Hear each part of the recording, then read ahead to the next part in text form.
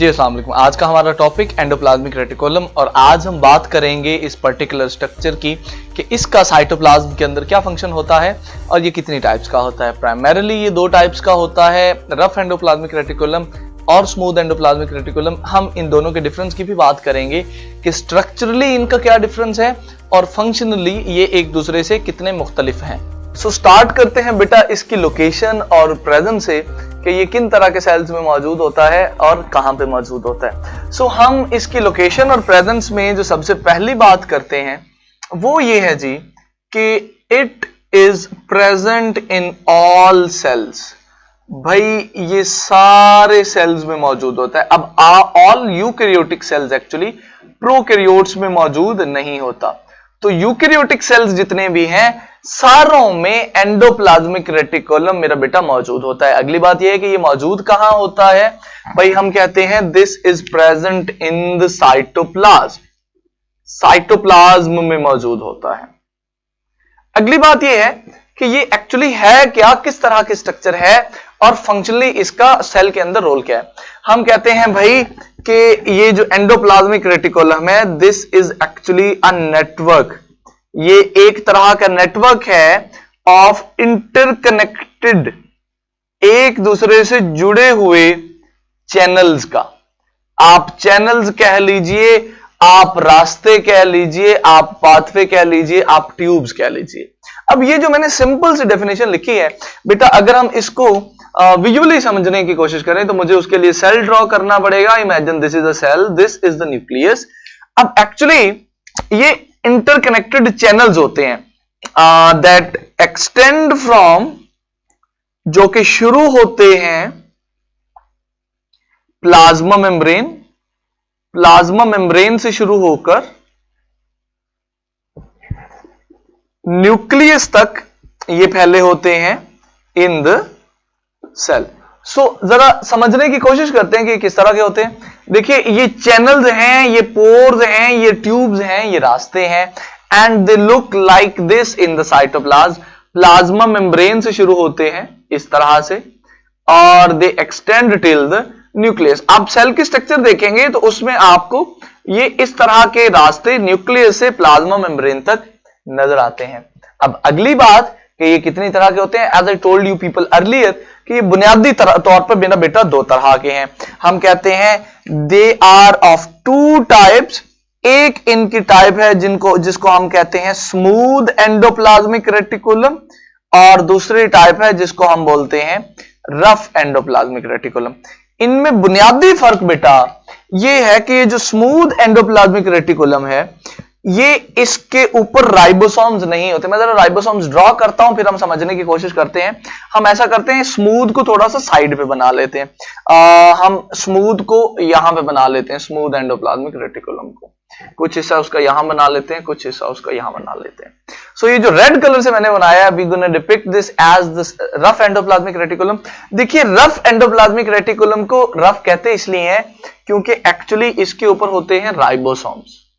जगह जगह इसके ऊपर यूं राइबोसोम्स मौजूद होते हैं और राइबोसोम्स की वजह से इसकी जो अपीयरेंस है वो थोड़ी सी रफ आती है, इसलिए हम इसको रफ एंडोप्लाज्मिक रेटिकुलम कहते हैं because of the presence of ribosomes.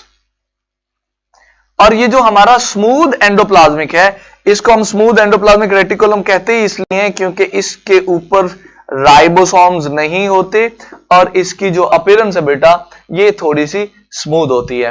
अब विजुअली ये endoplasmic reticulum in the cell कैसा दिखता है और ये काम कैसे करता है, आइए समझते हैं।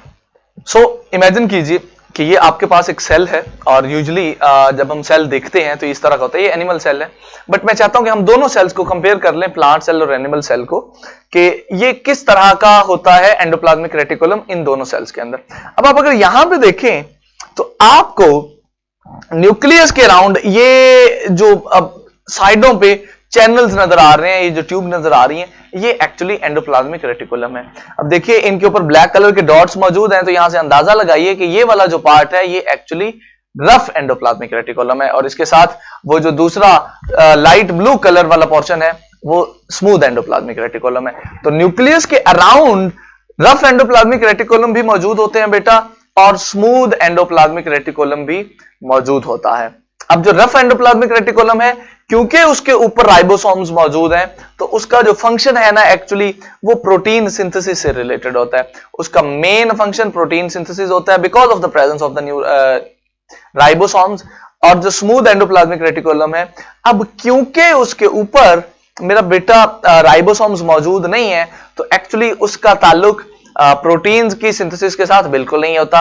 वो कुछ और फंक्शंस परफॉर्म करता है, और वो और फंक्शंस कौन से हैं, ध्यान से सुनिएगा।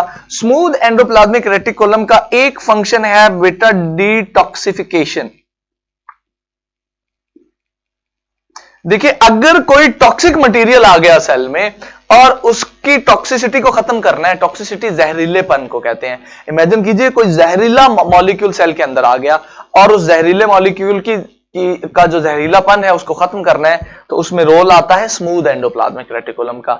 ये मटेरियल्स को डिटॉक्सिफाई करता है, उनके नुकसानदेह होने को खत्म करता है, सेल के लिए उनको फायदेमंद बनाता है। Now this is the first function of the smooth endoplasmic reticulum. इसके अलावा ये एक और काम करता है, and that is lipid metabolism. देखिए, lipids are an integral part of our body. बहुत सारी जगहों पे बहुत सारे फंक्शन होते हैं लिपिड्स के, और लिपिड्स की डाइजेशन भी बहुत जरूरी होती है। तो लिपिड्स की डाइजेशन का जो काम है, लिपिड्स के मेटाबॉलिज्म का जो काम है, वो स्मूथ एंडोप्लाज्मिक रेटिकुलम करता है इन द सेल। ये दो मेन फंक्शंस हैं, मेजर फंक्शंस हैं स्मूथ एंडोप्लाज्मिक रेटिकुलम के, जो ये सेल में परफॉर्म करता है।